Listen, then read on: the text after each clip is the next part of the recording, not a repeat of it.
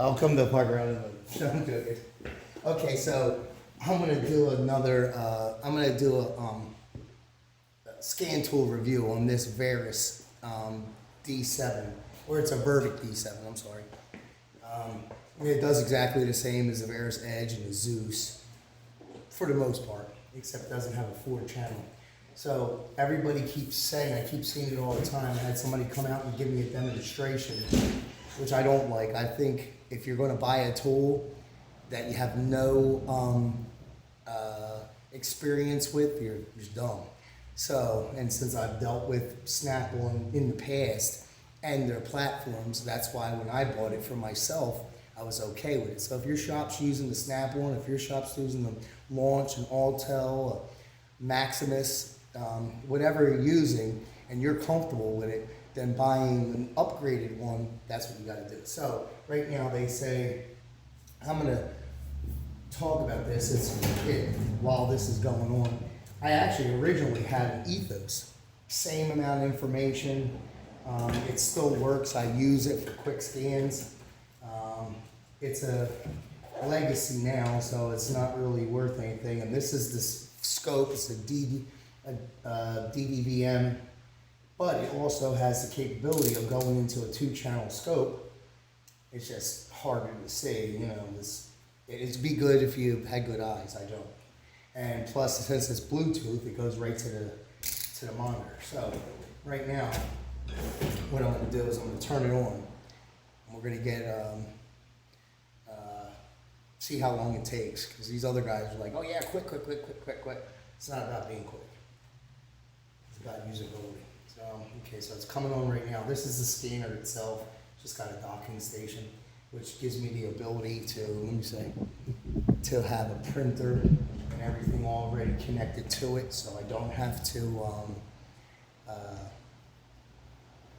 to email it or save it and then throw it, you know, whatever. That's the thing I don't like about these new scanners. They really want to do them much.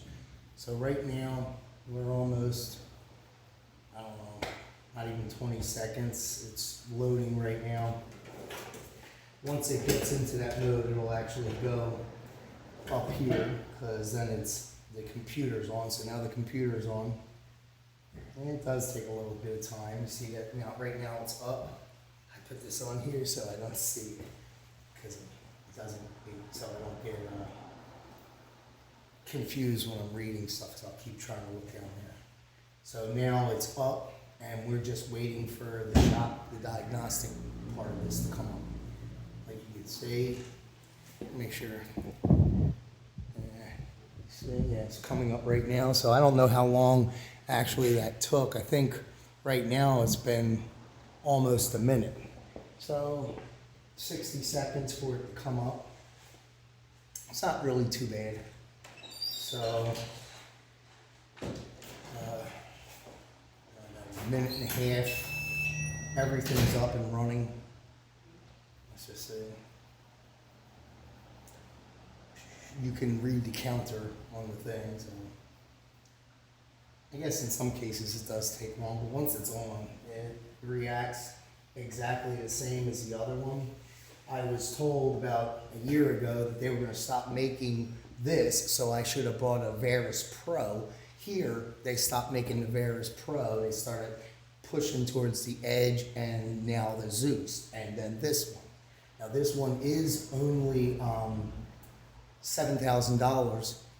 You can get a good deal, and it comes with the Bluetooth scope and the 3 wires. I don't even know if I still have them. Right, this comes with 3 probes for the 2 channels and in the ground.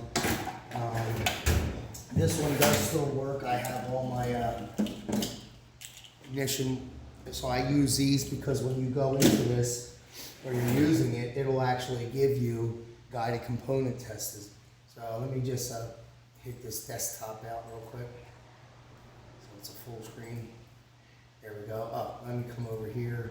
It's still got the keyboard on there. I'm going to take it off because I have a wireless keyboard and mouse, so I don't need that. All right, so, and let me just look in here and make sure you can see. and can kind of see, but I'm going to focus down on here so you can see it a little bit better. So you probably won't be able to see me. So right now, what I'm going to do is I'm going to go into the scanner, and then I'm going to hook this up to the OBD2 connector. Now on some cars it has automatic, it automatically picks the vehicle up. Some of the cars it doesn't. Most of the domestic and some of the Asian go back further than like Mitsubishi, it has automatic for 07 and up. On there you gotta manually put it in. On this one right here, it's a Pontiac, so I'm not exact, I am sure, but I'm not, I usually put it in manually. So we're gonna see if it auto detects. This happens to be a 2000.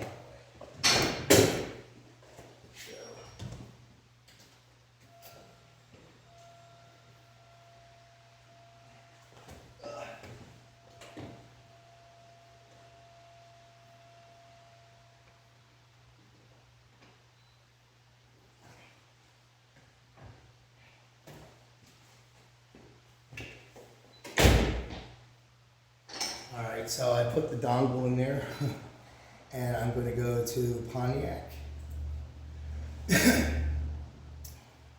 Okay, so automatic ID. Actually, you don't even got to hit it. If you want to wait a couple of seconds, if it's going to read it, it actually will read it on its own without having to go through the prompts. Oh, I had another car, so let's just say it's going to restart. It's finding itself. So it found itself without even going through the prompts. You find it, 4-speed automatic, go into the engine. And now we're going to go into, let's just say, this car right here. I'm going to do a video on. Oh my God, it had so much horrific. Oh, I didn't hit it. Let's see if we got any codes. No codes yet. Okay, so.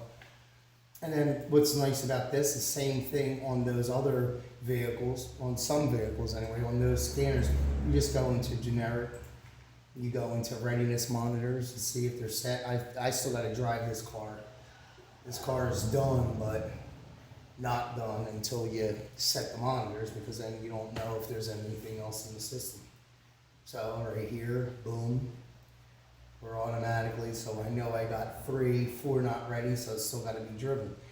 Right here, this is what I like about it. I don't have to go. Let's just hit this on here. I just, it's printing now, it goes over. I didn't have to do anything. See how simple it was? And this is most of the Snap-on platform.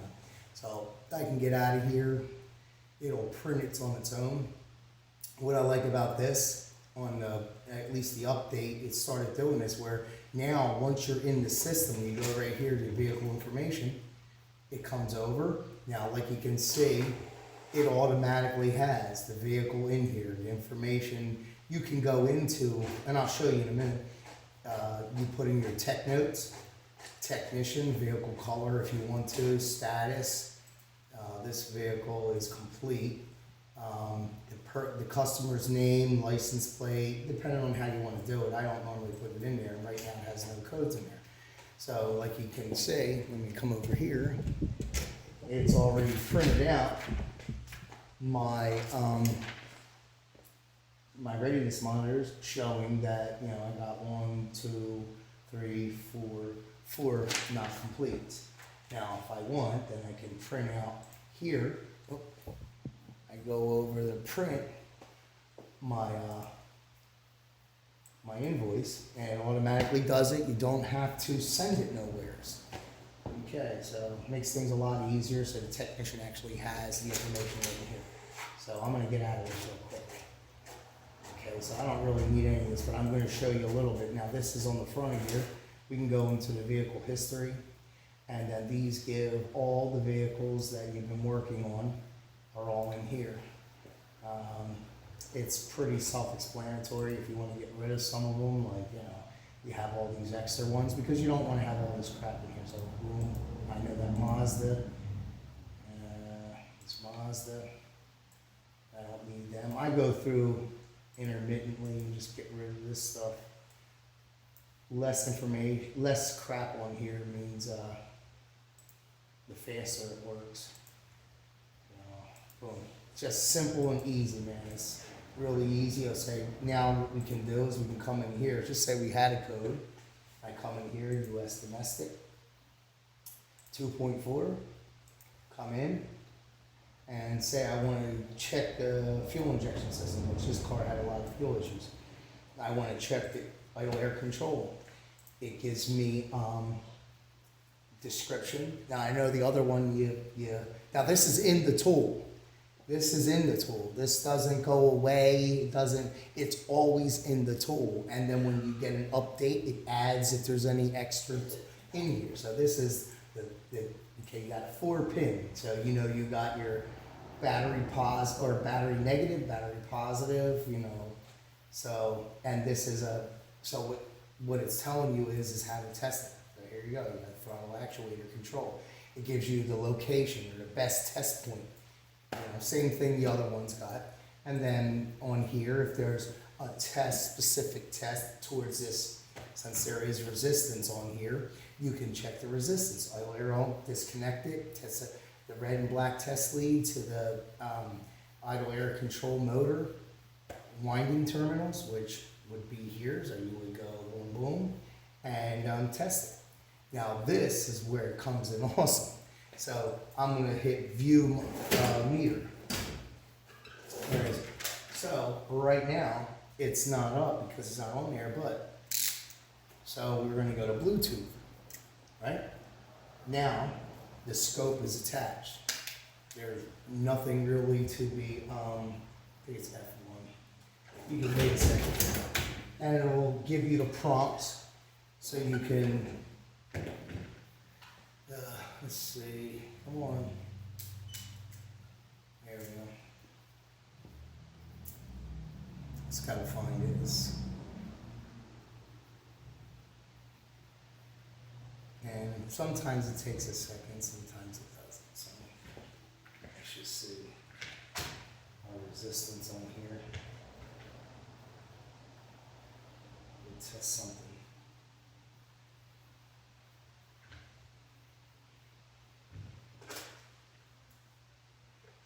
Still not finding the scope. Which one is it? I actually just wait a second for it to come on. Oh, making me look like, come on, man. Let me see.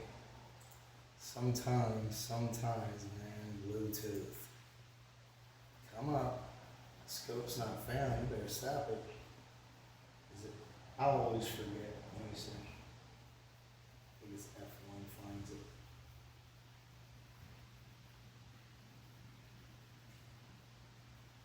I'm gonna bam.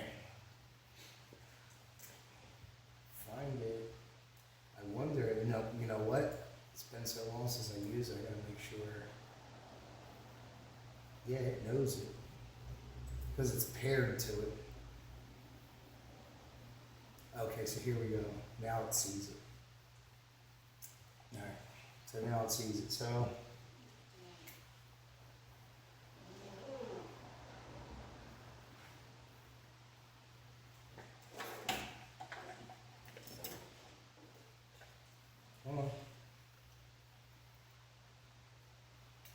I wonder why I'm not reading, because now I'm a little bit pissy. Hold on. Okay, there we go. I didn't hit it.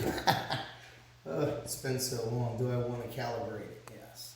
So I'm going to put the pods together. Man, that makes Snap-on look bad, right? To be honest, when you're doing this on the tool, I just come in here and read it and then go and do it. So right now it's calibrating at 0.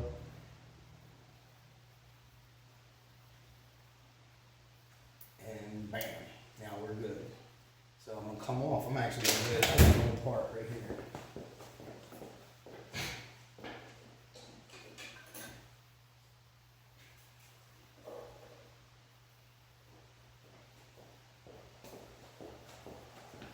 And we'll see. I mean, this is actually set up for resistance, so. But let's just see what we got here.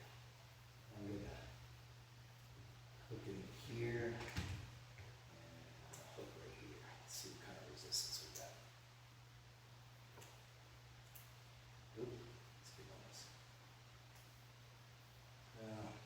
if you were on a car and you needed to check your resistance, you know, and then I actually think this has got to be, let's see. Well, I know this O2 sensor is bad. So, here you go. And this is supposed to check the oil air control.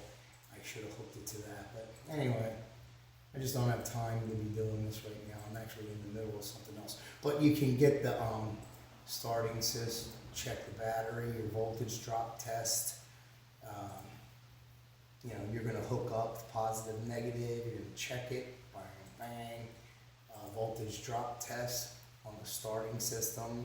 It gives you basically what you're gonna do. If okay, turn headlights on, should not drop more than 0.5 volts, you know, blah, blah, blah, whatever. So we come out of there. So anyway, and you can just go into the scope part. I hope I'm showing this right. And you can come into, if you wanted to go into a lab scope, you go into the 2. And here we go. You got your different connections. You can, whatever you want to go with, you just run it. You do your setup in here, which it just depends on what you're doing. I'm going to go back so I can show through it. All right, then you can go in for low amps. Use your amp probe.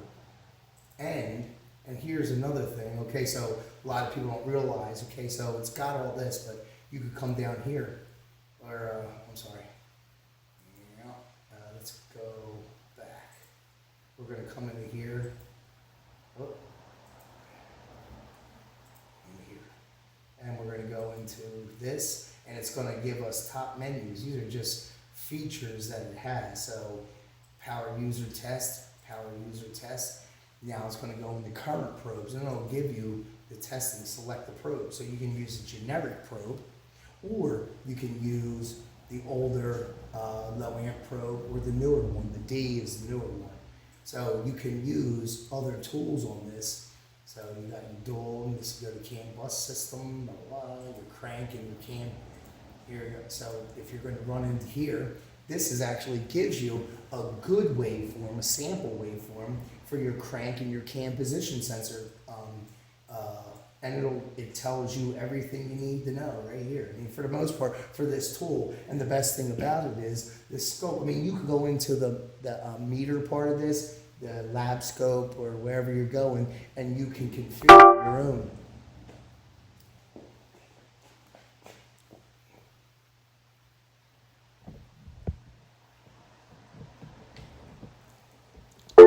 Okay, so I don't know what's happening. It's saying my battery's low. Anyway, I'll end it. But like you can see, this is a very, your secondary injection. And that's what these wires are for. My green ignition wires and my yellow, these are for. And I don't have the actual other probe itself, the connection, but it's pretty simple, man. You come in here, and then it'll give you where you want to set up. It'll actually help you on your scales to set everything up. It says it right, it tells you right here. I'm not gonna lie, a lot of the stuff I haven't even used because it's in this field, at least in my field. Sometimes you have to go right for the problem, then check that problem, and using a meter and everything else. It's if you're going to come in here, sometimes it's easier just to go in. You go in the fuel injection, you go right to the CAN position sensor.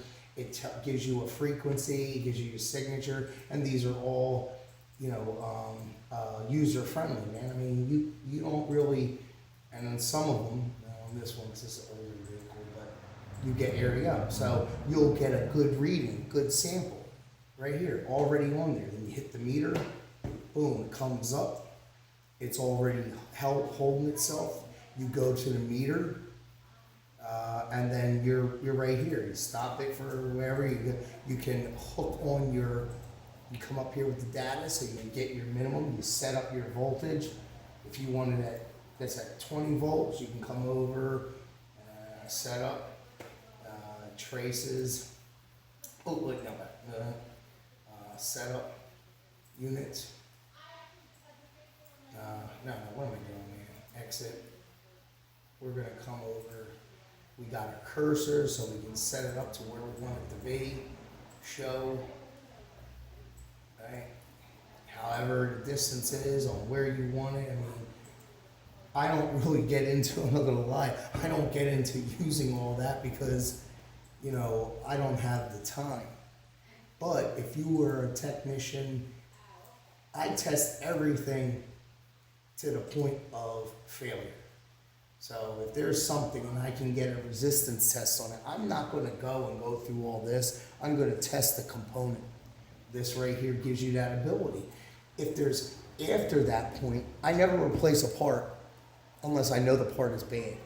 If the part's bad, then I replace the part, and then I find, and if there's something else where I gotta go further, then I come into here, then I check it. And then, you know, if I can't get the information I need off the tool itself, I'm going to data display. This one right here, on some of the GMs and a lot of the Toyotas and everything else, we get to see which vehicle, which is cylinder is misfiring. What I like about this is because I don't really check as much on vehicles as their response on the O2s as much as on their fuel trim. You know, your long term on this says it's fully rich, but that's because the vehicle is shut off. It's been running for a minute. This vehicle had a bunch of problems, which I'll go into later on. But I just wanted to kind of give an overview of the scan tool. You know, I've really been thinking, oh, I need another scan tool. Hold on one second. Let me get this. Let's see. Let me see. I guess I'm not. I'm trying to unfocus it. Here we go. My wife's the best at it. But anyway, so the cap that you see how if you on this right here, this was the printout that I printed out. Didn't have to send it nowhere, so it automatically comes up Parker Automotive LLC, my address, fix it right the first time, vehicle record report, gives me my date, the VIN, the vehicle, blah, blah, blah, and the status, time in, gives me it's already on there. I don't have to complete, and then tech notes, I didn't put anything in there, mileage, I didn't put the mileage in there, but it gives you, see the difference on that. Even on the readiness monitors, which I keep this with there so I can kind of test it myself. I guess I'm rambling, but to be honest, man, I really like this tool. I wish I could find, I wish I could get back to, or at least find a tool that isn't Snap-on that acts like Snap-on. I guess that's not going to happen. I mean, I need something that will write, you know, that's got actuation test, and which this does. It's just this vehicle doesn't have very much. Let me go into transmission. Let's see functional tests, and we'll see what we got. So we got the clear trans adapts, transmission shift. Hold on, let me go back over here. That's probably why. This is an older vehicle, it's a 2000, so we got a crank position relearn, our calibration for this computer. It's got our VIN in there, and an output test. Let's see, it's AC, the purge, the seal of the purge solenoid canister, the oil air control, purge solenoid off and on, the vent valve, generator L circuit for your alternator, fuel pump off and on, fans, you know. It's kind of minimal, but there are other vehicles in here which I don't have none in right now. We'll go into the BCM, which I keep hearing people say, yeah, that we program the keys and the key fobs and everything else. Well, this vehicle, this guy don't have a key fob in here, but if it was going to program the keys, I have the ability to do it, to the key fob itself. So, and on Fords it does it, and this has been doing it. I've been doing Fords on this one for almost 2 years. So it's got the ability, it's just added more to it. GM's is getting way better.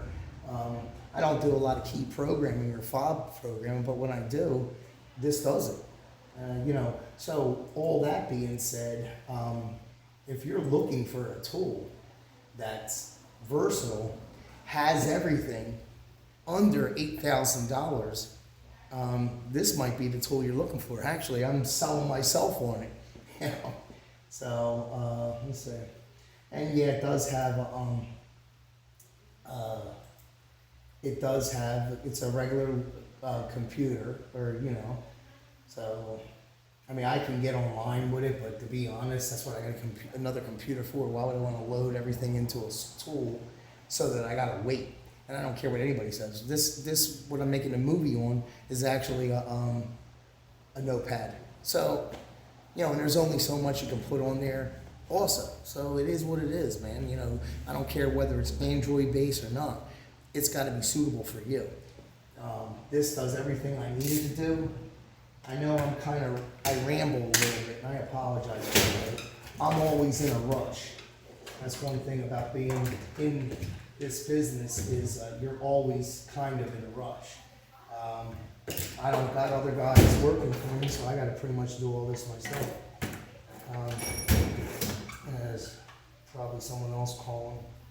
I'm going to do another video maybe on all the other things that I have, but like you can see, man, I just sold myself. I think I'm going to buy a brand new one. Instead of buying a launch or another one, I might buy this. But I do need another tool, just in case. So I hope this was informational. I'm kind of got some downtime right now, and I just wanted to let you see. This does, to recap it, this does everything the Edge does, and everything that Zeus does, except on, right, there is some things, like on the Edge you got SureTrack, and then you got a couple other icons on here, which I haven't seen yet. I really am kind of looking towards getting, because it's like with the battery resets and the quick lookups for, like I said, battery relearns, brake service, where it already does it. Now, it's crazy because I seen they do that on the launch, but then they do it on the Snap-on. I think what happens is people get, this scanner is good for me because it gives me all the data that I need. I can customize this to break the system down so that I can get into what I need to see. That's what this is for. Anybody can use it, but this really is a diagnostic piece of equipment for a heavy diagnostic, somebody, other than, wait, I'm saying that wrong. If you're a good diagnostic guy, you're real good at diagnosing problems and pinpointing it, this is a tool. The Edge, it's the same one. The Zeus has got a little bit more advantages, but like you can see, on a 2000, I can program the fobs. Now, on later model vehicles, I can do even more. You can do even more if you got it. But this is a good setup, and this isn't just for a beginner. I mean, I run my own shop, and I do everything from engine removal and installation to heavy diagnostic, and that's the next video I'm going to do on this Pontiac, and I'm going to show you what all the other mechanics did, and then when it came here, what I did with this. Thank you for watching Parker Automotive. God bless you, and God bless America, and stay safe out there. You can do it.